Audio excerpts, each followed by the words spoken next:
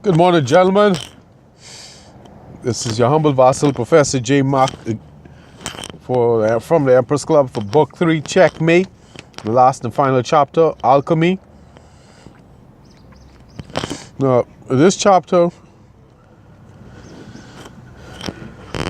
came about because a discussion I had with somebody on YouTube. And he was talking about alchemy. And he got it right, but I think he also misunderstood it. And I explained it to him. And then he was like, man, you should write a book on that. I didn't give it any thought. And then when I was doing this book, Checkmate, I was thinking whether or not to do it because, like, this is still like, I should put it, foul thinking. And I thought it might have been too much for 10-year-olds. But I decided to do it anyway, because all you gotta do is break it down for 10-year-olds. Well, anyway, a friend of mine, I won't call his name, but I love him, in 11th grade, he introduced me to alchemy, because I think we were in chemistry class when we'd come across alchemy. Now, his thing was, all right, you can't turn lead into gold, but if you can turn silver into gold, because it's closer, excuse me, maybe it's possible. And that lit a fire, that put a bee in my bonnet, and I was like, what if? Could it be? Could it be? Could it be possible that you can turn lead into gold? So, me being me, I lived in the library for that whole year, learning as much as I can about alchemy. I went to the libraries around town, learning as much as I can on alchemy. All summer. I decided, you know what? No one is all I'm learning are the methods that didn't work. So I said, all right, I do what I always do. I'm going to a higher source. So I went to my chemistry teacher. My 12th grade chemistry teacher, she was like, that's not possible. I said, all right. But I said to myself, but so much books have been written on it. Could it be? But then, so she said, now think about it. If turning lead to gold was possible, do you think the people who did it will let you know? Touche, touche. But anyway, one day I saw my 10th and 11th grade chemistry teacher, and I asked him about it. And he was like, no, there's no such thing, because he said, you of all people should know better. I love chemistry. I can't tell you why online, but I love chemistry. All people should know better, because lead and gold have different properties. And I told him, I know this, but look at all the work and experiments that have been done. Excuse me. Excuse me, drinking my natural tea, or herbal tea. Make sure to kick this cold out. Now, and I said, sir, my president's chemistry teacher said, if alchemy was true, there would be no books written on it. And she said, of course. He said, of course. He said, all right, all those studies you did, if you found a way to turn lead to gold, would you let everybody know about it? And I'm like, no, I'll buy up all the lead and turn it into gold. I wouldn't let anyone know, which made sense, but I was still puzzled as to why all this work was being done on it. So he said, look at the properties of lead, look at the properties of gold. And of course I knew from doing my studies. So I said, all right, sir, then why were these people so hell-bent on this study if lead cannot be transformed into gold? Because the properties are different. So he said, hey, they must be misinterpreting something. So I let it go at that, but it still bothered me. So for, I think about 6 years, that's all I studied. Alchemy, alchemy, alchemy, alchemy, alchemy. Until I realized, you know what, this isn't going to work. This is a waste of time. But I learned a lot from it, though.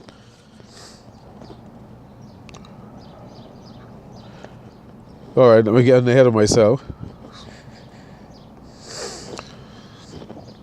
No, excuse me. This was what, 1995. So 11th grade, 12th grade, till 1994, 5, 6, 7 years. I invested in trying to turn gold, lead into gold, and I gave up on it. Then one day, I came across Linda Goldman. I can't remember which book it was. It had to have been Star Signs. I can't remember. That's how long ago that was. Linda Goldman had explained what the alchemists misunderstood. They took turning lead into gold literally. It wasn't literal. But I mean, the good thing is that they donated a lot of information to science. So even though they took it the wrong way, it turned out to be a good thing. Excuse me. They took it the wrong way and it turned out to be a good thing. Through Linda Goldman,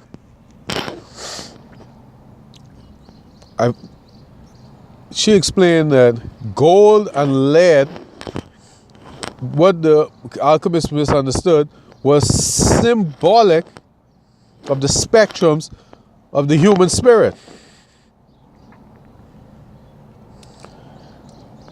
So that caught my attention. What? So she was like, lead is the lowest existence a human being can exist on. And gold is the highest. It is divine.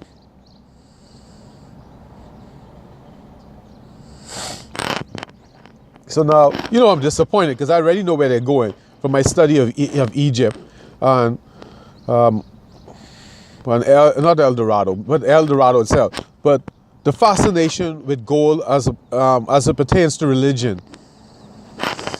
Gold is a symbol. Through studying the Egyptians, I learned that they equate gold with God. And that's when it made the click in my head when she said that lead and gold is symbolic of the spectrum of human existence. Lead is the lowest, gold is the highest because it represents the divine. Of course, I was upset. But then I can't get any gold from lead? Anyhow. So she was explaining that lead is your existence when you ignore your divine nature, when you just live like an animal. Not animal, a racist thing, but or to be racist or disrespectful. But like animals are ruled by basic instinct. They're ruled by their impulses. That is lead.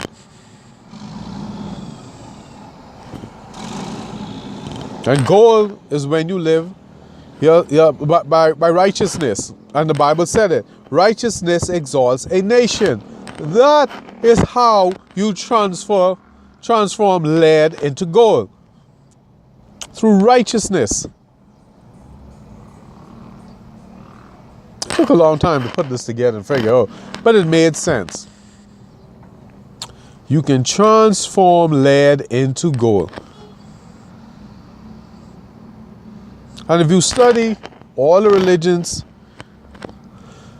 of the world throughout history, they all have the same thing in common.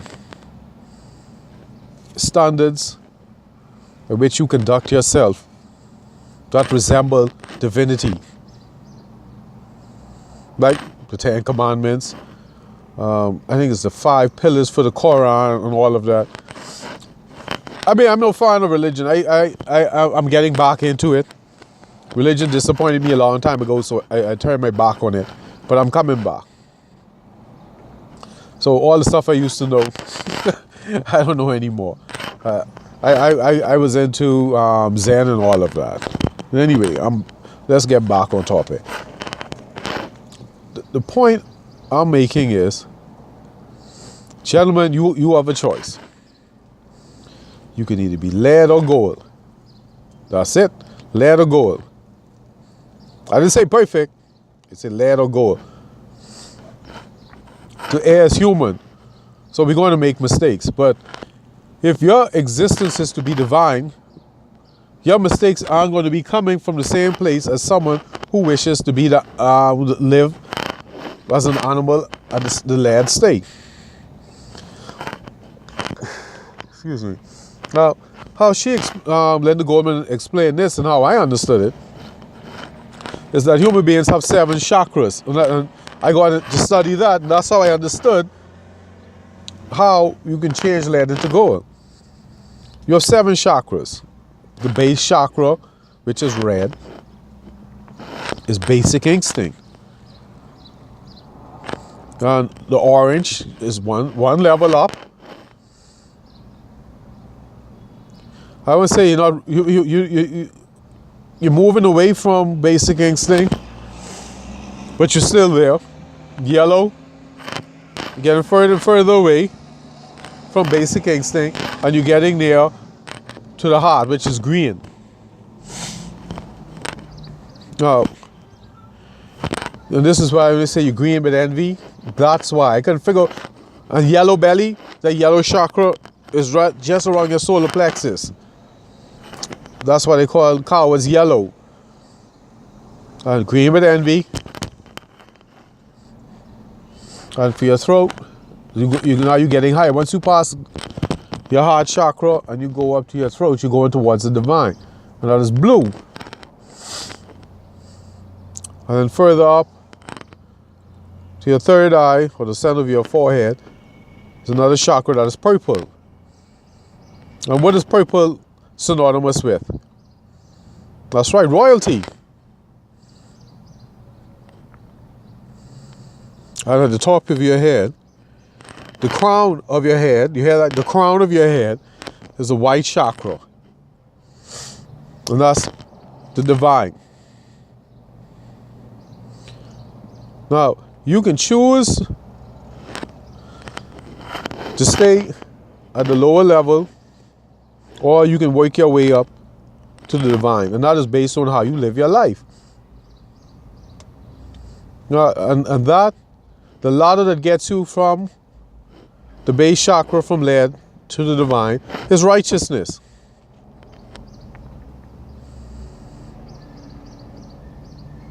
Something so simple. But I guess I had to spend the 7 years in order to understand that when I saw it.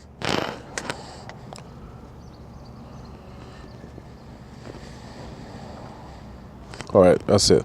I already spoke about this. Because I wondered, how come the Egyptians, the Aztec, the Mayas, the Incas, all of them just decorated everything in gold? Because they probably felt that gold was a divine metal. Or they associated with divinity.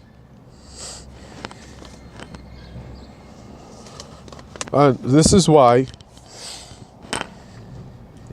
the Bible said that righteousness exalts a nation. And the nation is made up of who?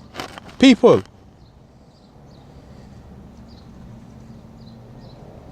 So, gentlemen, if you wish to turn lead into gold, you've got to live your life in such a manner that it exalts you. It raises you from basic instinct to resemble the divine. And it is possible, and you know how, from the chapter, book 2, when I spoke on the divine frequency.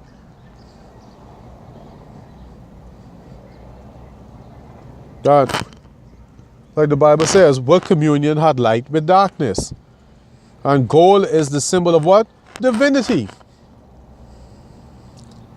So if you wish to be on the frequency of divinity, which is a symbol of light, you cannot be, thank you, living in darkness. You've got to live your life in a way that resembles that which you wish to reflect.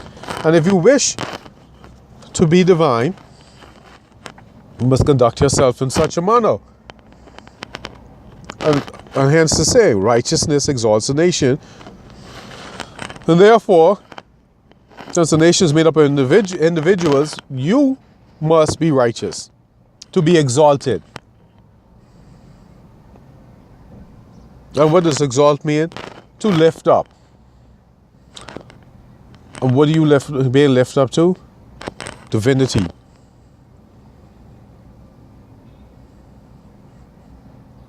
Now it may seem difficult, but like my teacher said, consider the alternative. I don't live a righteous life. What am I going to do? Led? I'm going to be living like an animal? I have the choice. See, that's the beauty of being human. You are a human, an animal that is divine. That has the divine spark in you. You have the divine spark. Now it's up to you, based on how you live, to elevate to divinity or extinguish that spark and sink back down to being an animal. That's up to you, gentlemen. Excuse me, it may seem so fantastic, but it's very simple. Like to me, to my mind, because I spent so much time studying it, it didn't seem fantastic.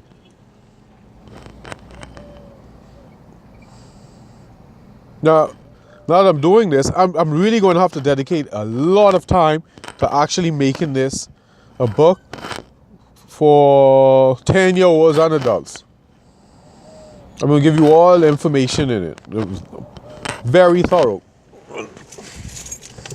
All right, let me write this down. Because I got so much other stuff to do. Make this a book. Excuse me. Make a book.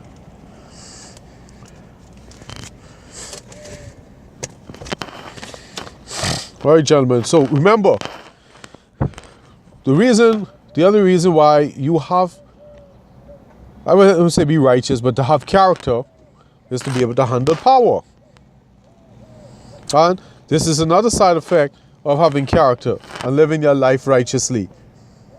You will convert yourself into gold. You'll be vibrating on the exact same frequency as divinity. And as the esoteric law says, as above, so below. As within, so without. And you know, the frequency you tune your radio to determines the music you get or the station you get. So if you are vibrating on a divine frequency, that is what is going to enter your life. Now, I didn't say it's going to be perfect. I'm just saying you're still human, but you're vibrating on that divine frequency.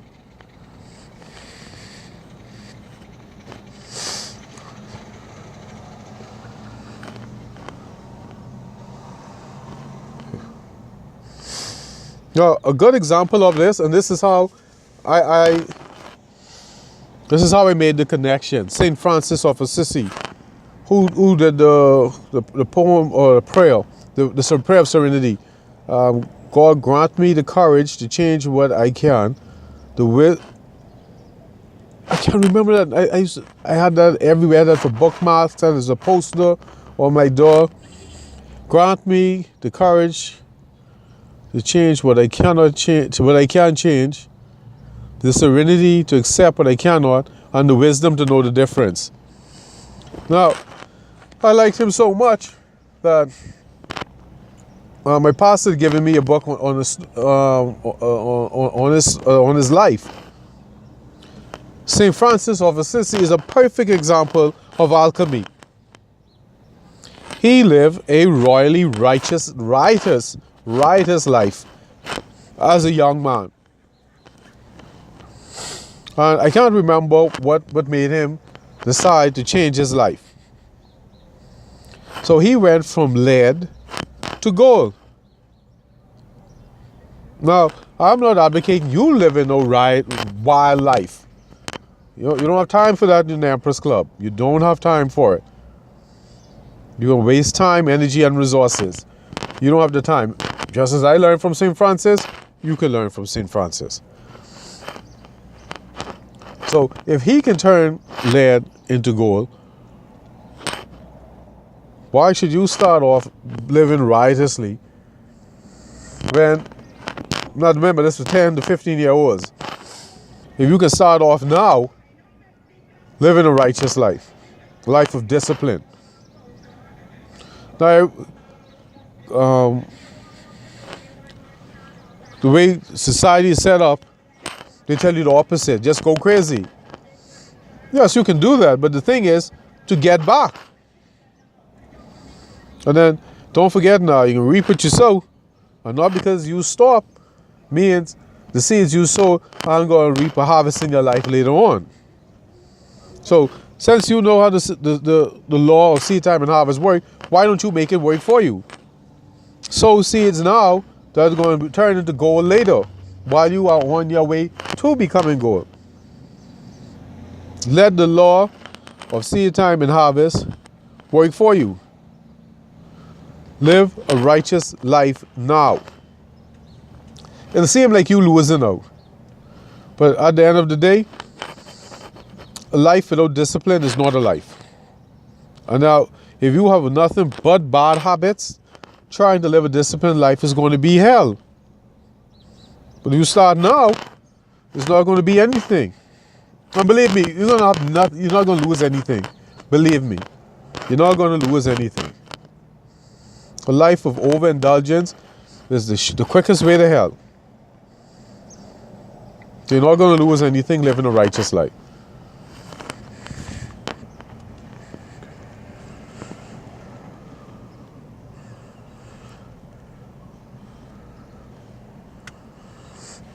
Oh, okay, I'm done. I'm ahead of myself.